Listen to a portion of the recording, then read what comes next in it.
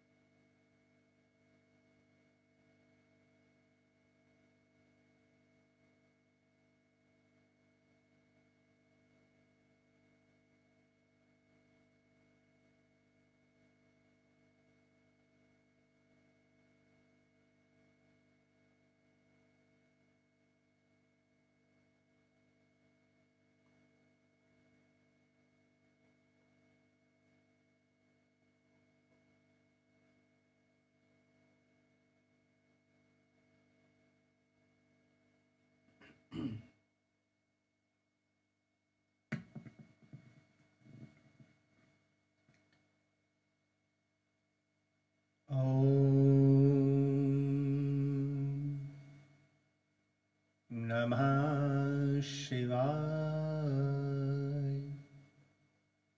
ओम नमः शिवाय। ओम नमः शिवाय।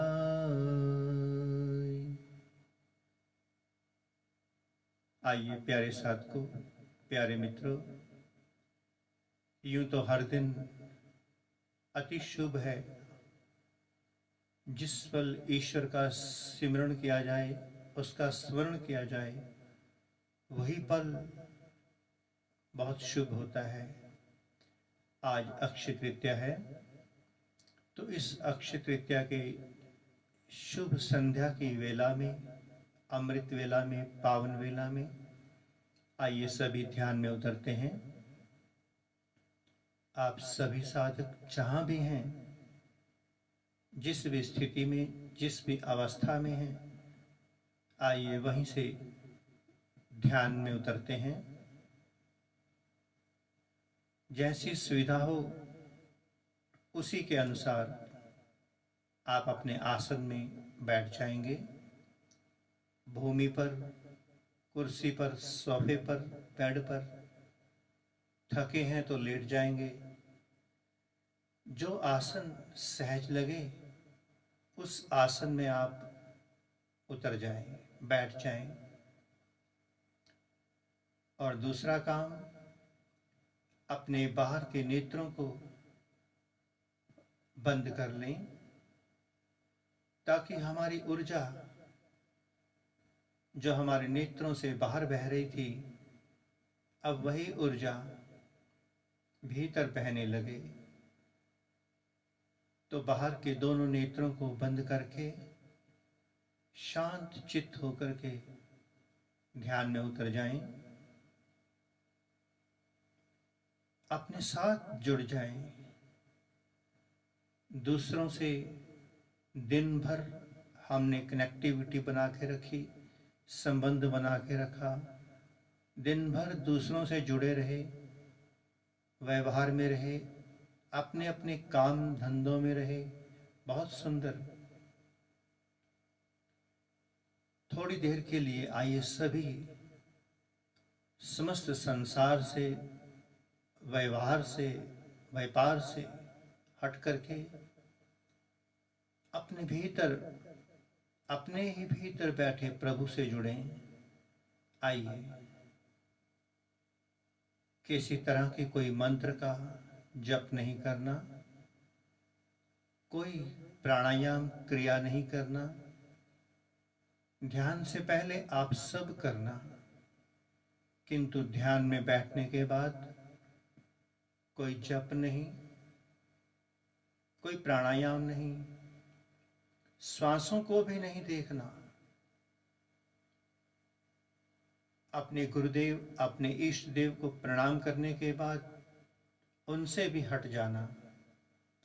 इस समय आपका संबंध केवल उस परम शक्ति से, उस परमात्मा से बनना चाहिए जो अनादि है, अनंत है। हर ओर से अपनी चेतना को हटा करके अपने भीतर बहने वाली ऊर्जा को शिव नेत्र की ओर बहने देना। स्वतः बहेगी, कुछ नहीं करना, कुछ भी नहीं करना। केवल अपने नेत्रों को बंद करके बैठ जाना है। जब भी आप कुछ करेंगे, आपका करना ही उसके होने में बाधा बन जाएगी। आपके भीतर जो ध्यान घटित होने वाला है, उस घटित होने वाले ध्यान में आपके करने की क्रिया बाधा बन जाएगी। बाधा नहीं बनने देना। इस अक्षय तृतीया पर उस अक्षय जिसका कभी क्षय नहीं हो सकता, उस परमात्मा से हमने जुड़ना है, उसकी समस्त शक्तियों से जुड़ना है। वो हमारे भीतर है, उसके साथ अपना संबंध बनाना है। स्वतः बनेगा, कोई प्रयास नहीं करना। अपने आप उससे हमारा संबंध बन जाएगा। हमारे भीतर की ऊर्जा उसके साथ हमारा संबंध बना देगी, अपने आप बना देगी। आप केवल एक क्रिया करना, अक्रिय होकर, निष्क्रिय होकर बैठ जाएं। निष्क्रिय होकर जिस भी आसन में, मुद्रा में आपको सुविधा लगे, सहजता लगे, बस उसमें बैठ जाएं।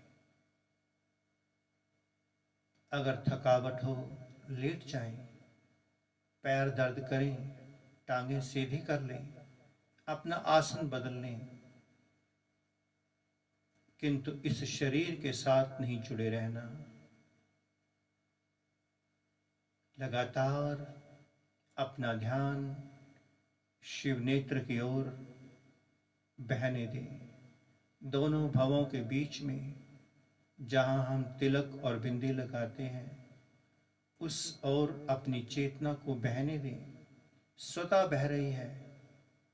बस कोई विचार, कोई विकार, कोई संकल्प विकल्प उसमें नहीं आने दें। दिन भर हम पास्ट और फ्यूचर में जिए, कोई बात नहीं, किंतु थोड़ी देर के लिए जब तक हम ध्यान में बैठे हैं, थोड़ी देर के लिए, एक घड़ी, आधी घड़ी, आधी से पुन आध, कबीरा संगत साधु की कटें कोटि अपराध।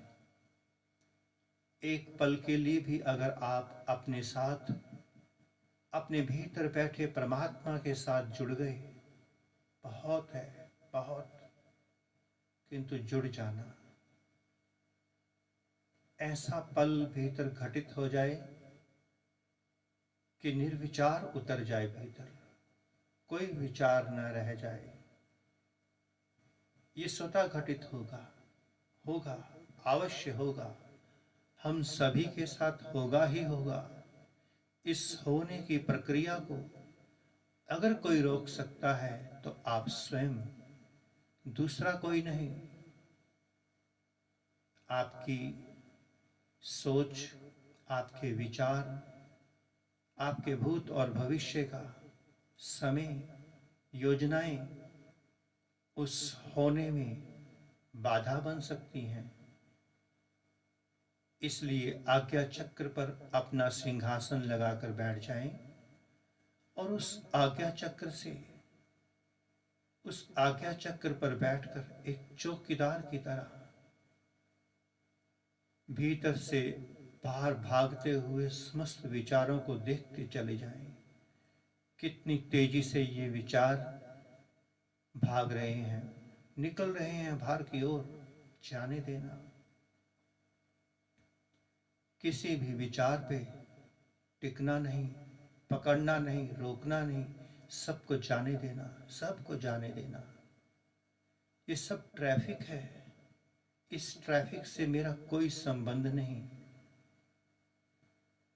किसी को पकड़ा, रोका, पूछा, उसके साथ जुड़े, इंडल्स हुए, उसी समय आप होने की प्रक्रिया से निकलकर करने की क्रिया में उतर गए। क्रिया नहीं, योग। दिन भर क्रियाओं में रहे, बहुत सुंदर। दिन भर हमारा क्रियाओं में गया, किंतु अब योग में उतरना है, भीतर के मिलन में उतरना है। योग, आत्मा और परमात्मा का मिलन स्वतः होगा, स्वतः। हम कुछ नहीं कर सकते, केवल दोनों हाथ खड़े करके पूर्ण शरणागति में जा सकते हैं। और जैसे ही हम शरणागति में गए, समर्पण किया, हमारे भीतर बहने वाली ऊर्जा स्वतः ही आत्मा और परमात्मा का मिलन करवा देगी। जन्मों जन्मों से ये ऊर्जा परमात्मा से मिलने को आतुर है। हमने कभी मिलने ही नहीं दिया। जब भी हम ध्यान में बैठे, कोई मंत्र लेकर बैठ गए, कोई क्रिया लेकर, कोई प्राणायाम, कभी नासिका पर ध्यान तो कभी मूलाधार पर, कभी हृदय में तो कभी कहीं। हर समय ध्यान में बैठकर भी हमने भीतर होने की प्रक्रिया को घटित नहीं होने दिया। बहुत हुई क्रियाएं प्यारे साथ को। भीतर कुछ होना चाहता है, भीतर कुछ घटित होना चाहता है, होने देना, स्वतः होगा। भीतर हमारे मूलाधार में विराजमान मां कुंडलिनी शक्ति, जो जन्मों जन्मों से सुषुप्त अवस्था में है, शिव नेत्र पे विराजमान भगवान शिव स्वतः उसे जागृत कर देंगे। इस अस्तित्व में उसे कोई जागृत नहीं कर सकता। कोई भी गुरु, संत, महात्मा, योगी, किसी के पास उसे जागृत करने की शक्ति नहीं। केवल ये शक्ति भगवान शिव के पास है। बस आप साक्षी दृष्टा होकर के बैठे रहें। जितनी जल्दी आप अपने आप को प्यूरिफाई कर लेंगे, पवित्र कर लेंगे, निष्पाप निष्कलंक कर लेंगे, भगवान शिव उस प्रतीक्षा में है कि कब आपके भीतर का अंतःकरण क्रिस्टल क्लियर हो जाए, ताकि आपके भीतर की उस परम शक्ति, महाशक्ति को वो जागृत करें। क्योंकि जब तक आप क्रिस्टल क्लियर नहीं हैं, प्यूरिफाइड नहीं हैं, आप उस तेज को, अग्नि को सहन नहीं कर सकेंगे। आपकी ओर से देरी है, परमात्मा की ओर से, शिव की ओर से कोई देरी नहीं। भीतर अंतःकरण को पवित्र होने दें। ध्यान से होगा। ध्यान आपको होश, जागृति, विवेक प्रदान करेगा। बस साक्षी दृष्टा होकर के बैठे रहें। कुंडलिनी शक्ति को जगाने का कोई प्रयास नहीं है, कोई प्रयत्न, कोई विधि नहीं है। उस ओर चेतना को नहीं लगाना, चेतना को स्वयं पर लगाना, स्वयं पर। आज तक ये चेतना दूसरों पर रही, मंत्रों पर, क्रियाओं पर, पूजा पाठ पर, गुरुओं पर रही, साधु संतों पर, शास्त्रों पर रही, भगवान पर रही, दूसरे पर रही। कभी भी हमने अपनी चेतना को स्वयं पर नहीं आने दिया। इसलिए स्वयं का साक्षात्कार घटित नहीं हो रहा। कोई दूसरा बाधा नहीं है, मैं स्वयं बाधा हूं। स्वयं के साक्षात्कार में लगातार अपनी चेतना को शिव नेत्र पे लगा के रखना, शिव नेत्र पर अपना आसन जमाकर बैठना, ताकि कोई भी विचार, विकार, कोई संकल्प, विकल्प, योजनाएं अधिक देर तक, 1 सेकंड से अधिक आपके सामने टिक ना पाए। ये समस्त चोर आपके भीतर प्रवेश करना चाहते हैं। डट के बैठना, शिव नेत्र पे डट के बैठना। जैसे ही आप समाधिस्थ होकर शिव नेत्र पर बैठते हैं, अपना डंडा लेकर बैठते हैं, किसी विचार की कोई हिम्मत नहीं भीतर जाए। कोई पास्ट और फ्यूचर का विचार भीतर नहीं जा सकता जब तक आप जाग कर बैठे हैं। इधर आंख लगी, इधर मन ने अपना काम शुरू किया। जागते रहिए, जागते रहिए। बस 2 मिनट और साक्षी दृष्टा होकर के, समस्त क्रियाओं से निष्क्रिय होकर के ध्यान में बैठे रहना। शरीर से डिटैच होते चले जाएंगे। आसन 10 बार 20 बार बदल लेना। पीड़ा को सहन नहीं करना। पीड़ा होगी तो शरीर के साथ आप जुड़े रहेंगे। शरीर आपका सब्जेक्ट नहीं है, शरीर तो माध्यम है। इस माध्यम के भीतर सूक्ष्म शरीर है जो ध्यान में उतर रहा है। इस शरीर से उसे ऊर्जा मिल रही है, मिलने देना। लगातार ऊर्जा को बहने देना। आपके नेत्र बंद होते ही, रिलैक्स होते ही, समर्पित होते ही अपने आप ऊर्जा अपलिफ्ट होने लगती है। आप कुछ भी नहीं करते। ध्यान एक ऐसी अग्नि है जो अपने आप आपके भीतर की ऊर्जा को ऊपर ले जाती है। ऊपर कोई क्रिया काम नहीं आएगी, क्योंकि सूक्ष्म शरीर के साथ कुछ हो ही नहीं सकता। समस्त क्रियाएं तो इस शरीर से जुड़ी हैं। इस शरीर से फिजिकली फिटनेस चाहिए। ध्यान से पहले खूब करना, ध्यान के बाद खूब मंत्र जप कर लेना, प्राणायाम कर लेना, कुछ भी कर लेना, किंतु ध्यान में बैठकर कुछ नहीं करना। आइए 1-2 मिनट के लिए मौन होकर, शांत होकर अपने भीतर उठने वाले तूफान को देखें। आइए।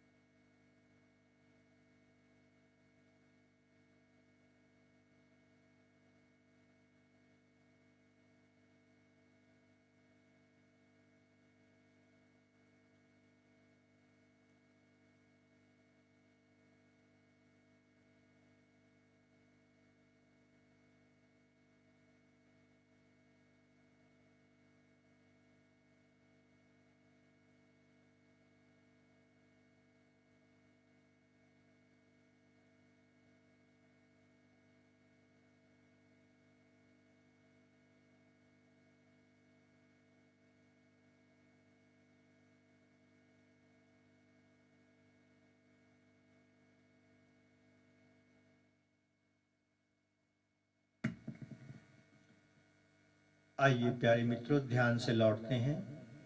सभी अपने दोनों हाथों की हथेलियों को रगड़कर अपने मुखमंडल पर फेर लें और उसके पश्चात प्रभु ने हमें जो पल भर के लिए अपने सानिध्य में हिमालय की ऊर्जा में बैठाकर ध्यान में उतरने का सौभाग्य दिया, आइए उसको ओम नमः शिवाय के माध्यम से धन्यवाद करें। धन्यवाद करें। सभी मिलकर मेरे साथ 3 बार ओम नमः शिवाय के माध्यम से धन्यवाद में उतरेंगे। ओम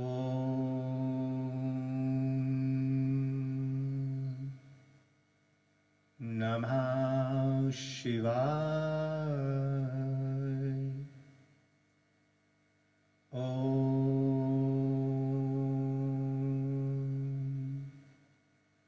नमः शिवाय। ओम नमः शिवाय।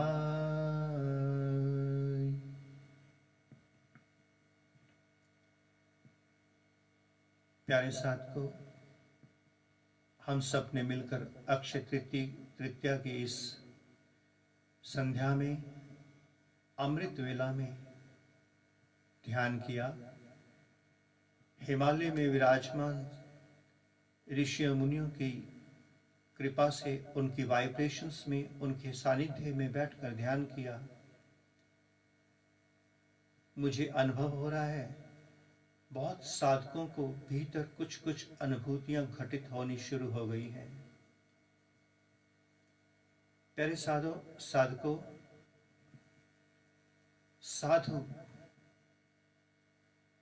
साधु कौन हो सकता है? साधु कोई सन्यासी वस्त्र पहन लेना, नीले पीले भगवे पहन लेना, सन्यास की दीक्षा लेना, आश्रमों में चले जाना, अखाड़ों में चले जाना, लंबी लंबी दाढ़ी बना लेना, जटाएं रख लेना, साधुता नहीं है। फिर साधुता है क्या? जिस इंसान ने अपनी सुध लेनी शुरू कर दी, अपने भीतर जन्मों जन्मों के खजानों को जो बंद पड़े हैं उन्हें पहचानने की जिज्ञासा प्रकट कर ली, वही साधु है। और ये साधु कहीं भी हो सकता है, कहीं भी। आत्मज्ञान से पहले की यात्रा साधु हो जाने की है। साधु घर में भी हो सकता है। ये नहीं समझना कि किसी ने भगवे वस्त्र पहन लिए, सन्यासी है कोई, साधु हो गया। यदि गधे के ऊपर भगवा वस्त्र डाल दिया जाए तो वो साधु नहीं हो जाएगा। आज तो ये भगवा वस्त्र बाजार में बिकता है, बाजार में। चोर डाकुओं ने भी ये भगवा वस्त्र डाल लिया हुआ है, तो वो साधु नहीं हो गए। साधु का अर्थ जिसने अपनी सुध लेनी शुरू कर दी, जिसके भीतर ट्रांसफॉर्मेशन उतरनी शुरू हो गई। साधु का अर्थ जो स्वयं की खोज में लग गया, जिसके भीतर ये विवेक जग गया कि एक ही पूंजी मेरे साथ जाने वाली है, एक पूंजी, शेष तो यही रह जाएगी। हम नहीं कहते कि दरिद्र होना चाहिए, सभी को भीतर और बाहर से सम्राट होना चाहिए, संपन्नताएं होनी चाहिए, कोई बुरी बात नहीं। किंतु संपन्नताओं के प्रति जो हमारा आकर्षण है, लोभ है, मोह है, वो नहीं होना चाहिए। संपन्नताओं को साधन की तरह इस्तेमाल करना आना चाहिए। वही साधु है। एक साधु बना होता है, एक साधु हो जाता है। जो साधु बना है उस साधन सुविधाएं जुटाता जुटाता ही मर जाता है। आप देखना, अनेकों साधु जो बने हुए हैं दिन भर साधन ही इकट्ठा करते रहते हैं, नोट ही गिनते रह जाते हैं। मेरे इतने आश्रम हो गए, मेरे इतनी संपदाएं, इतने बैंक बैलेंस। जो साधु बना हुआ है और जो साधु हो गया वो विनम्र, निर्मल, पावन, पवित्र हो जाता है। साधु होने का अर्थ कि आपके भीतर से झूठ, धोखा, कपट, छल सब विदा होने लगा। साधु बनना आसान है, साधु होना आपकी प्रकृति है। जो साधु हो जाता है इसका अर्थ उस पर ईश्वर की कृपा बरस गई, और जो साधु बना है उस पे संसार की कृपा बरसी है। जो बना है उसके चारों ओर संसार होगा, सर्कल होगा, हर समय संसार में जिएगा, धर्म अधर्म, पाप पुण्य में जिएगा। और जो साधु हो जाएगा वापिस रिट्रीट की ओर, स्वयं की ओर मुड़ने लगेगा, संयमित जीवन जीने लगेगा। संयमित धैर्य उसके भीतर उतरना शुरू हो जाएगा, सुकून, संतोष उसके भीतर उतरेगा। वही करुणा और दया की मूर्ति हो सकता है जो साधु हो गया। हर साधक जहां भी है पूरे विश्व में, केवल भारत में ही नहीं, पूरे विश्व में कोई भी साधु हो सकता है। हमारे सनातन पुरातन ऋषियों मुनियों के इतिहास को देखिए, उनकी कथाओं को, जीवनियों को देखिए, पढ़िए। अगर उनको पढ़ने के बाद उन जैसा आचरण हमारा होने शुरू हो गया, हम साधु हो गए। और जिस दिन आप साधु हो जाएंगे उसी जन्म में या उससे अगले जन्म में परमात्मा आपको इस संसार के चक्रव्यूह से मुक्त करके आत्मज्ञान की ओर बुद्धत्व की ओर भगवान महावीर मेरा शबरी की ओर ले जाएगा। उससे पहले जब तक हमारा अंतःकरण पवित्र नहीं है, हम साधु नहीं हो पाए, तब तक हम इस संसार की कंचन कामनी कीर्ति में घूमते रहेंगे, उसी को ही इकट्ठा करते रहेंगे। अनेकों साधक हमें गृहस्थ धर्म में मिले, अनेकों जो भीतर से साधु हैं। साधु अपना जीवन यापन करने के लिए बिजनेस भी करते हैं, सर्विस भी करते हैं, ईमानदारी का जीवन भी जीते हैं, ध्यान साधना तपस्या भी करते हैं, अपनी आय में से कुछ दान पुण्य भी करते हैं। साधु होते चले जा रहे हैं वो, और जो मेरे जैसे पाखंडी साधु बने हुए हैं, इकट्ठा करने पे लगे हैं। येन किन प्रकारण कैसे भी कहीं से मिल जाए, बस उनका उद्देश्य, क्योंकि जो साधु प्यास से बनेगा, वैराग्य से बनेगा, तप से बनेगा, माता पिता और गुरुओं के आशीर्वाद से बनेगा, वो बना नहीं है, वो हो गया। वही साधक ध्रुव प्रहलाद हो जाएगा, मीरा शबरी बुद्ध महावीर जैसा हो जाएगा। किंतु जिसके भीतर कोई प्यास नहीं, जो अभाव से साधु बना है, अभाव से, कष्ट से, दुखों से जो बना है, वो बहुत जल्द बिगड़ने वाला है, बहुत जल्द। तो प्यारे साधकों, इस अक्षय तृतीया के शुभ दिन पर आप अपने भीतर एक संकल्प लें कि मुझे अपने भीतर साधुता को जन्म देना है। मैं ये नहीं कहूँगा कि आप भगवे पहन लें, नीले पीले कुछ पहन लें, किसी अखाड़े से, किसी आश्रम से दीक्षित हो जाएं, सन्यासी बन जाएं। नहीं, बनने की प्रक्रिया में हम आपको नहीं उतारेंगे। हम कहेंगे आप जहाँ हैं वहीं से साधु होने की महाप्रक्रिया में उतरें। केवल अपनी ट्रांसफॉर्मेशन ही तो करनी है, अपने भीतर के विकारों को ही तो धोना है, झूठे जीवन को विदा ही तो करना है, और कुछ नहीं करना। बस इतना सा किया, आप साधु होते चले गए। असली साधु तो आप बन जाएंगे, उस दिन हो जाएंगे जिस दिन आप भीतर से क्रिस्टल क्लियर हो गए। बस इतना ही कहूंगा इस पावन दिन पर कि प्रभु करे आप घर से ही साधु हो जाएं, ताकि अगला आने वाला जन्म या इसी जन्म में आप बुद्धत्व की यात्रा पर उतर सकें। दो प्रकार के साधक बुद्धत्व की ओर जाने की संभावना व्यक्त हो सकती है। एक तो लव कुश ध्रुव प्रहलाद की तरह, जिसने कई जन्मों की यात्रा की और इस जन्म में बचपन में ही साधु हो गया, बना नहीं, हो गया।